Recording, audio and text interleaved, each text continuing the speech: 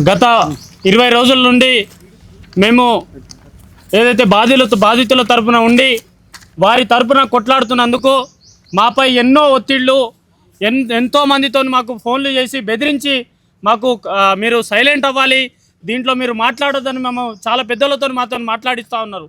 అయితే మేము బాధితుల తరపున గత 20 రోజుల నుంచి ఎప్పుడైతే ప్రొడ్యూసర్ కౌన్సిల్ నుంచి మేము కంప్లైంట్ చేసి ఆ రోజు చెప్పాము, 2 రోజుల తర్వాత పూర్తి ఆధారాలతోని ప్రతిరోజు మీడియా ముందు మాకు వచ్చినటువంటి ఆధారాలను పూర్తిగా బయటపెట్టాం. ఈరోజు ఏదైతే మంగ్లీ గారి సోదరుడు శివ చౌహాన్ ప్రెస్ మీట్ పెట్టారు. గత 20 రోజుల నుంచి ఈ శివ చౌహాన్ ఎక్కడ దాచుకున్నాడు?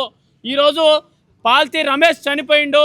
ఆ చనిపోయినటువంటి వ్యక్తికి పూర్తి బాధ్యత మీరు వహిస్తారా? ఈ గత 20 రోజుల నుంచి మీరు ఎక్కడికి వెళ్ళారు? ఈరోజు ఆ కుటుంబానికి ఎందుకు పరామర్శించలేదు? ఈరోజు ఆ కుటుంబానికి దిక్కేవారు?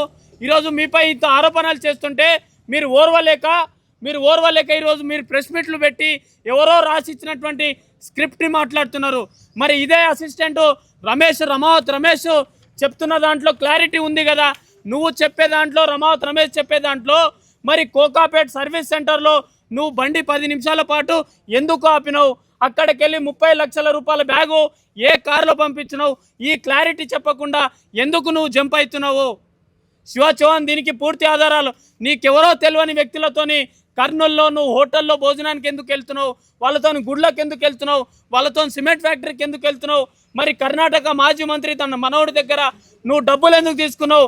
మరి మీ అక్క మిర్యాలగూడ నుంచి ఒకసారి నేను భోజనం చేసిన పాపానికి నన్ను ఈరోజు ఈ విధంగా నన్ను కుట్ర పన్నుతున్నారన్నారు. మరి ఈ ఫోటో ఎక్కడిది? మీ అక్క ఒక్కసారి కలిసిందన్నది కదా, మరి ఈ ఫోటో ఎక్కడిది?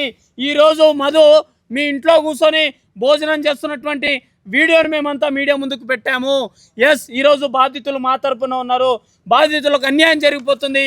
ఇకపై మేము తొందరలోనే రాష్ట్ర గవర్నర్ గారిని కూడా కలిసి వినతి పత్రం ఇవ్వబోతున్నాం. అలాగే ఇకపై ఈ ప్రెస్ మీట్లు ఉండవు. ప్రజా పోరాటాలు, బాధితులతోనే ప్రజా పోరాటంలో దిగుతాం. కాబట్టి మీ అందరూ సపోర్ట్ చేసినందుకు ధన్యవాదాలు. హనుమాన్ నాయక్ గారు ఒక్క నిమిషం మాట్లాడతారు.